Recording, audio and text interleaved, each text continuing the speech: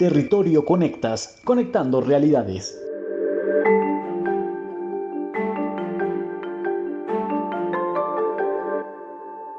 ¿Es posible hacer periodismo en medio de dos pandemias, la del coronavirus y la de la corrupción?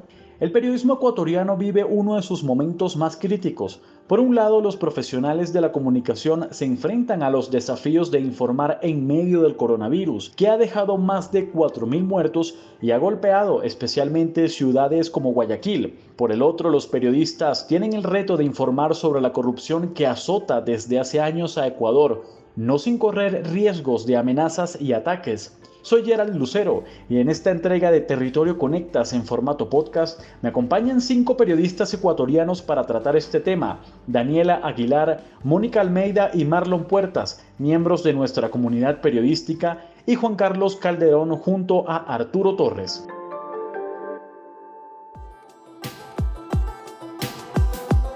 Agradezco a todos por aceptar la invitación y quiero comenzar con Mónica. Hace unas semanas hubo un ataque con un artefacto explosivo en la sede del canal Teleamazonas. Afortunadamente no hubo heridos, pero además de este episodio, los periodistas han sido víctimas de otra agresión o han sido censurados por denunciar casos de corrupción en Ecuador. La verdad es que fue una iniciativa a partir del ataque de Teleamazonas y porque hay otros periodistas que también han recibido amenazas. Amenazas un poco como veladas, no frontales. Entonces por eso decidimos hacer, este video y luego hacer un conversatorio sobre el tema de la corrupción y las cosas que se habían publicado en los medios. Entonces es una respuesta a esto, más que nada como una demostración de que los periodistas no están solos, sino que somos un grupo que no es que investigamos juntos, pero que nos conocemos, sabemos cómo trabajar y que era un mensaje como para decir no vamos a aceptar amenazas, ¿no? La verdad es que lo de Teleamazonas para nosotros ha sido muy fuerte y ya se une a lo que sucedió con los periodistas del comercio a principios del 2018. Entonces, la verdad, sí es preocupante que Ecuador se esté volviendo un lugar en el que las cosas se zanjan así. Entonces, esperemos que no llegue a mayores. Nuestra idea era decir simplemente estamos aquí, damos la cara, no nos asustan y veamos qué pasa. Gracias, Mónica. Daniela, frente al escenario que describe Mónica, ¿cuáles serían los retos del periodismo ecuatoriano en medio de este contexto de corrupción?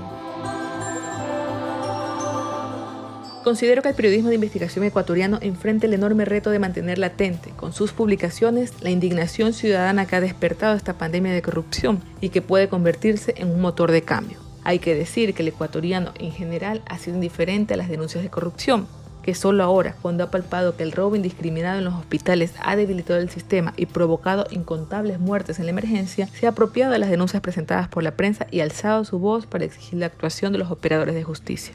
También creo que hay retos importantes en el tema de la seguridad física y digital de los periodistas, por los intereses económicos de las estructuras corruptas a las que están golpeando. Además, está el reto de la financiación del periodismo independiente que pueda mantener en agenda estos temas tan necesarios y a la vez tan incómodos. Además de los desafíos que menciona Daniela, Juan Carlos, ¿cómo los medios tradicionales y digitales se están articulando para sacar a relucir la corrupción?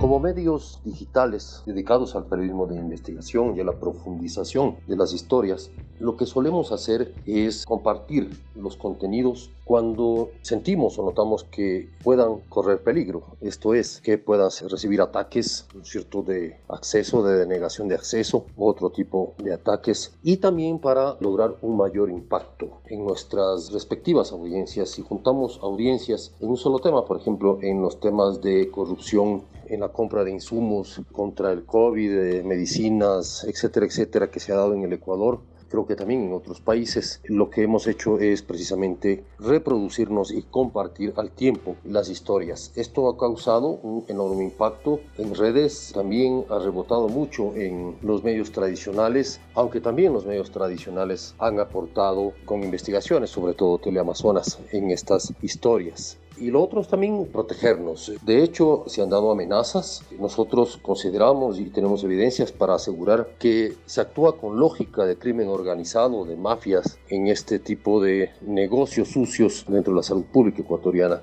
Y eso hace que formamos un frente que se llama Periodistas Unidos, de los periodistas de investigación que estamos publicando estas historias, para que quienes amenazan entiendan que callar a una persona no va a impedir que sigamos publicando. Gracias, Juan Carlos. Arturo, la fiscal general calificó de doblemente miserable el robo de recursos en medio de la pandemia. ¿De qué recursos estaríamos hablando y cuáles fueron las consecuencias de este robo? El terreno fértil para los negociados y corrupción durante la pandemia del coronavirus en Ecuador fueron los contratos de emergencia en el sector de la salud. Hasta fines de junio se realizaron compras por más de 201 millones de dólares sin concursos públicos. Con esta modalidad, las autoridades de cada hospital estaban facultadas para contratar directamente. Muchos optaron por las ofertas más caras, para beneficiar a ciertos proveedores que son contratistas de salud por muchos años. En lo que va de la pandemia, organismos de control detectaron irregularidades en el 71% de 227 entidades analizadas. La discrecionalidad y el despilfarro fueron una constante. Mientras por una mascarilla se pagó entre 2 y 12 dólares, por un traje de protección se gastaron entre 12 y 80 dólares y por una funda para embalar cadáveres entre 22 y 150 dólares. La Contraloría lleva adelante 61 auditorías a entidades de salud y estableció sobreprecios que oscilan entre el 400 y 9.000%. De 898 proveedores que recibieron contratos públicos para insumos médicos, 433 no tienen permisos sanitarios. La Fiscalía abrió 45 investigaciones por casos de corrupción en compras de insumos médicos en hospitales y alcaldías de Guayaquil, Quito y otras ciudades de Ecuador. El escándalo por los negociados de contrataciones llegó a su clímax hace pocos días, cuando las investigaciones establecieron la participación del asambleísta Daniel Mendoza, quien está detenido acusado de encabezar una red de delincuencia organizada.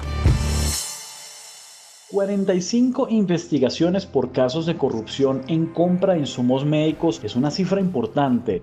Marlon, para concluir, frente a los casos que se han estudiado, ¿qué sería necesario para frenar a la corrupción en Ecuador? En el Ecuador, lo principal para comenzar a poner un freno a la corrupción en el país es el reforzamiento de la institucionalidad, especialmente hablando de la Fiscalía, hablando de los sistemas de justicia y de las cortes. El problema de la corrupción se agrava en Ecuador, especialmente por la impunidad que existe. Los grandes escándalos de corrupción que se escuchan y se revelan a diario, tanto por Fiscalía y tanto por medios de comunicación, generalmente terminan acusando a mandos medios, a funcionarios de bajo rango y no a las cabezas que dirigen estas estructuras y redes que tienen como objetivo perjudicar en los fondos públicos del país. Cuando empiezan a caer esas cabezas, los peces gordos los llamamos acá en Ecuador, entonces creemos que se marcarán precedentes importantes para que quienes estén pensando en perjudicar al Estado con estos negocios tomen en cuenta que podrían caer presos y sobre todo también que los dineros que se van a apropiar ilegalmente van a ser recuperados para que vuelvan a su origen, esto es al Estado. La impunidad se combate con justicia. Eso creemos que es el paso principal que debe darse no solo en Ecuador, sino en todos los países de la región afectados por esta pandemia de corrupción.